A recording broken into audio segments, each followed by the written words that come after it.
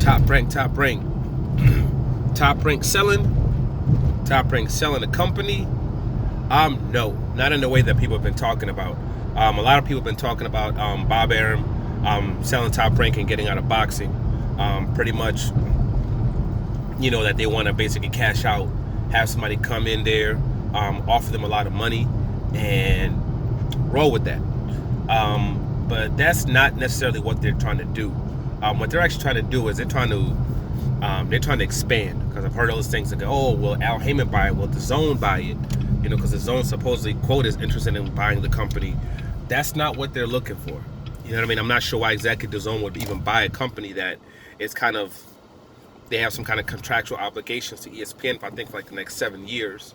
So, I mean, you're basically promoting another app in ESPN Plus and having to have your fighters on this other platform. It wouldn't make any sense, but it's not going to happen anyway. What they're trying to do is they're trying to find a partner. They're trying to find somebody that is willing to, buy a piece of the company, but then infuse a substantial amount of money. They're trying to find somebody who's not involved in boxing. That's what they basically said. They're looking for basically an investor.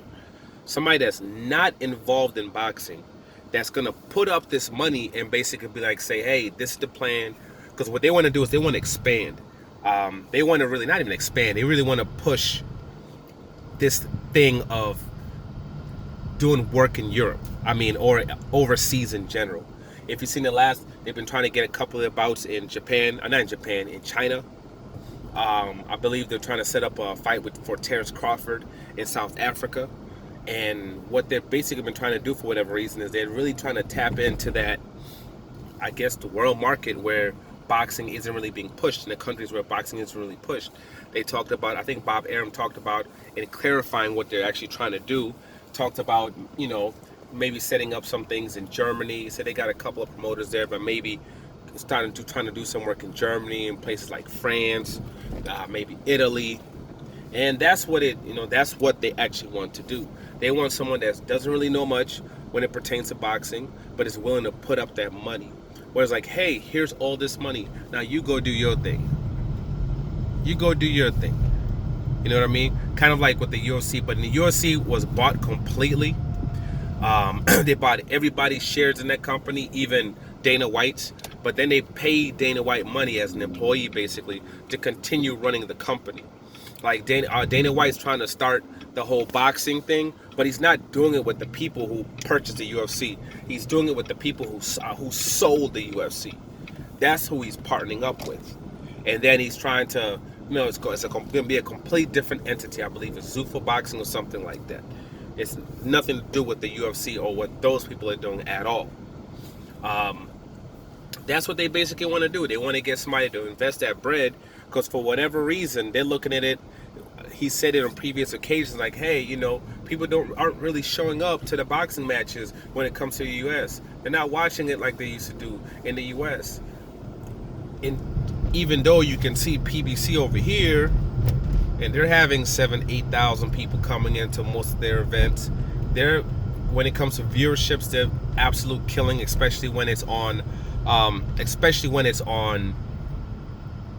Fox. They're doing 1.8, 1.9, 2.2. Caleb Plant just did 1.8, substantially more viewership than Terrence Crawford just did. That's what they're doing right now. So clearly there is still a plan. They're doing pay-per-views consistently now. They're bringing in 350,000 plus pay-per-views, doing their 13 million plus gates. So they're doing, they're obviously, have figured out a way to still tap the U.S. market, and make good profits off of it. It's just for whatever reason, instead of Top Rank seeing their flaws and seeing what they're doing wrong, they just want to say, hey, it's not us, it's the system. Things are changed, so we must change now and go somewhere else because it's drying up over here. So let's go elsewhere and try to open up new markets. But they want to do it with other people's money. They want somebody to put that bank up, and utilize their money to try to do this, whatever plan it is that they're trying to do. Do I believe it's going to work? No. I mean, you're not even successful on the level that you should be in your own country. I mean, in the United States, in a market that you're supposed to know better than anybody. You know, you got somebody like Ramirez, a unified champion at 140 pounds, won by incredible, by knockout, by stoppage to become unified. And somehow you're not able to build this guy to any levels. Why isn't he as big, at least as a Caleb Plant? Why isn't he that big? I think, what did Caleb Plant pull in? 10,000 people in his hometown fight? Why can't he have that same type of success with a Ramirez, with this huge Mexican support and this huge Mexican support system they have over here for boxing? How is he not a big star?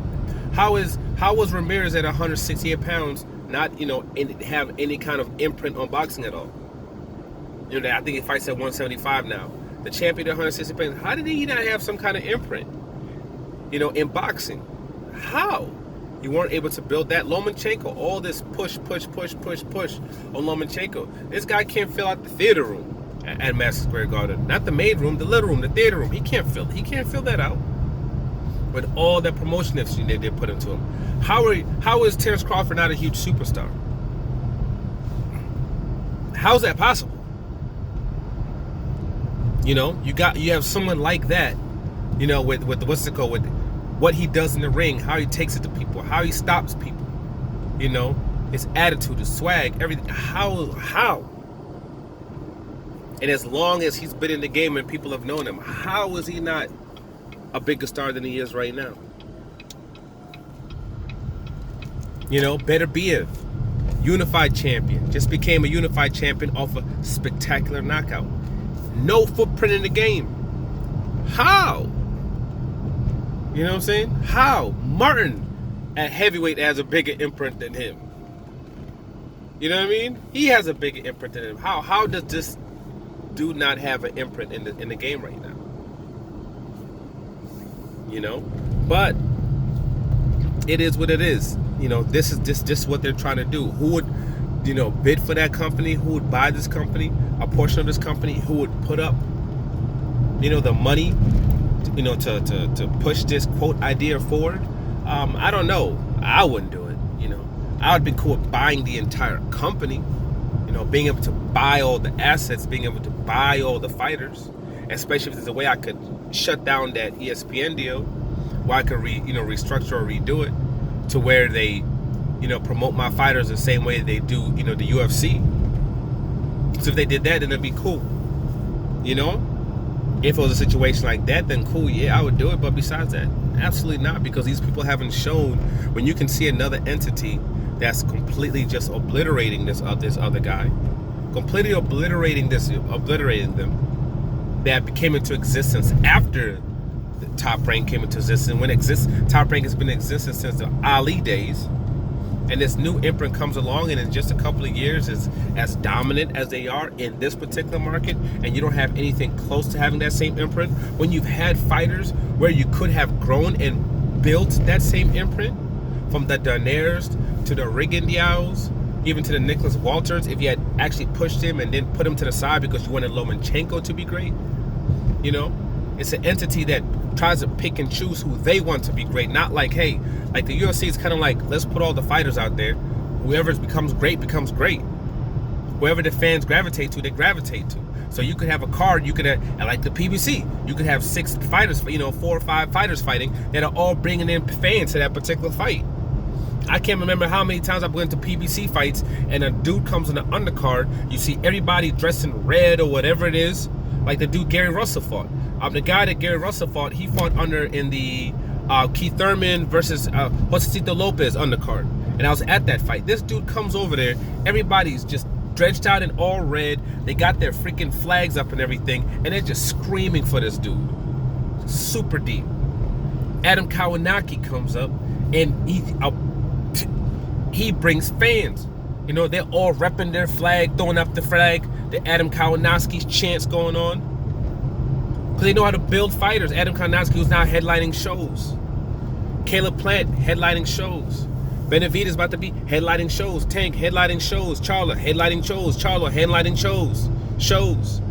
Earl Spence, headlining shows. Broder, headlining shows. Mikey Garcia, headlining shows. We could literally just keep going on and going on. You know, and on and on and on, and them still doing nothing. Gary Russell headlining shows and doing 8,000 people, 9,000 people. And we literally could continue going on. Because they know how to build, fans. They know how to build fighters and build fans. Top Rank has had an issue when it comes to doing that. You know? This is not a UFC situation. They haven't built a brand like the UFC has built a brand.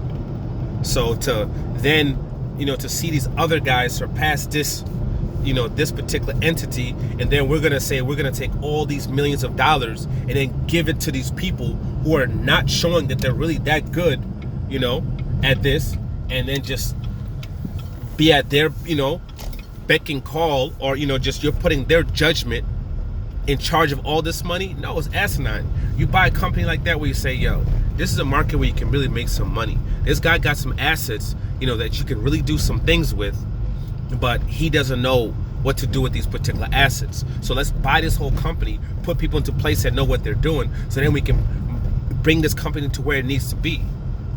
That's what you do in a situation like that. You don't buy a piece and just say, hey, this company is underachieving. Let's just put all this money into it and let's just see what happens with the same effing people.